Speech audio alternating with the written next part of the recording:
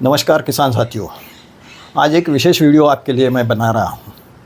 वो वीडियो है जागतिक तापमान के बढ़ोतरी का हमारे खेती के ऊपर कैसा परिणाम होता है। थोड़ा वैज्ञानिक वीडियो है, लेकिन मैं हो सके उतना आपको समझे ऐसे आसान भाषा में आपको विज्ञान समझाने की कोशिश कर रहा हूँ। होता क्या है, जैसे ही तापमान में बढ़ोतरी आती है तो पेड़ के पत्तों से पानी का उत्सर्जन बढ़ जाता है। अब जागतिक तापमान बढ़ोतरी के कारण बहुत ज़्यादा पानी बाहर फेंका जा रहा है पत्तों में से। लेकिन जो सर्वसाधारण परिस्थिति होती है, प्राकृतिक परिस्थिति होती है, ऐसे परिस्थिति में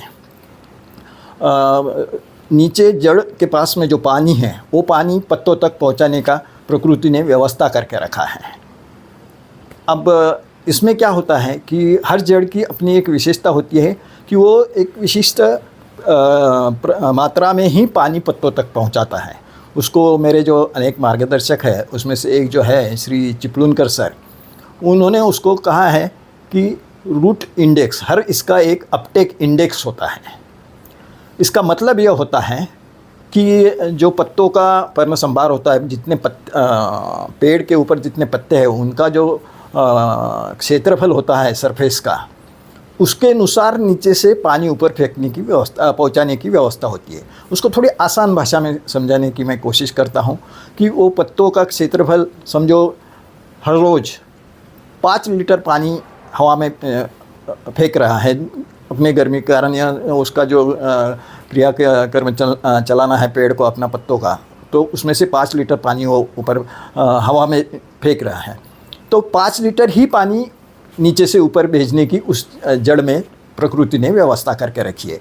इसको बोलते हैं अपटेक इंडेक्स। थोड़ी सी आपकी भाषा में समझाना है इसको, तो समझो 5 HP का पंप नीचे बिठाया है प्रकृति ने, और ऊपर से 5 HP का पानी पत्ते बाहर फेंक रहे हैं। लेकिन अभी ग्लोबल वार्मिंग, जो तापमान बढ़ोतरी, जागतिक तापमान बढ़ोतरी जो हुई है, उसके कारण क्या हो रहा है कि पहले 5 HP का पानी जो बाहर फेंका जाता था, 5 HP का प्रकृति ने नीचे पंप बिठा दिया था, जिसको हमने अपटेक इंडेक्स कहा है। अभी तापमान बढ़ोतरी के कारण पत्तों में से 7 HP का पानी बाहर फेंका जा रहा है, लेकिन नीचे का जो पंप है 5 HP का, वो प्रकृति ने नहीं बदला है, वो उतना ही 5 HP का ही है। तो ये जो 2 HP का पानी ज़्यादा का बाहर फेंका जाता है, तो उसके कारण पौधे को पानी ऊपर पत्तों तक पानी कम जाता है, और हवा में नमी नहीं होने के कारण तापमान तो बढ़ोतरी हो गई, वो भी हो गया।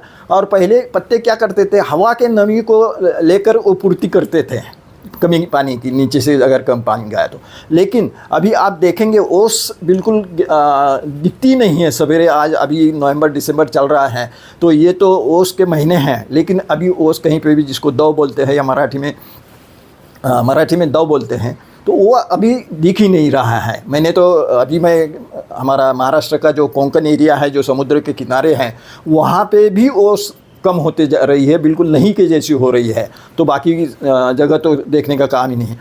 तो ये जो कमी हो गई है, तो उसके कारण जो 2 HP का पानी की कमी हो रही है पत्तों में, तो उसके कारण पत्ते सूख रहे हैं। और फिर इसका परिणाम क्या हो रहा है, तो नीचे पानी होते हुए भी पेड़ पौधे सूख रहे हैं। तो इसके लिए एक ही इलाज है कि आपको हवा में नमी पैदा करने का काम करना पड़ेगा। उसी को मैंने नाम दिया है, जो मेरी एक संकल्पना है, एयर इरिगेशन। इस एयर इरिगेशन के माध्यम से आपको हवा में नमी पैदा करना पड़ेगी। अन्यथा अभी मैं आपको ले चलता हूँ हमारे शाहपुर के आदित्य एग्रो फार्म में, वहाँ मेरा अभी काम चल रहा है। तो आदित्य एग्रो फार्म में देखेंगे आपकी क्या हालत हुई है वहाँ पे। तो ये मैं कैमरामैन को हमारे कहता हूँ कि चलो हम खेत में ही जाएंगे। तो अभी आप वीडियो में देखेंगे, ये वीडियो यानी खेत में देखेंगे कि ये जो पेड़ दिख रहे हैं आपको, ये चंपा के पेड़ है। ये आदित्य एग्रो फार्म में खड़े हैं आज हमारे। तो यहाँ चंपा के सैकड़ों पेड़ हैं।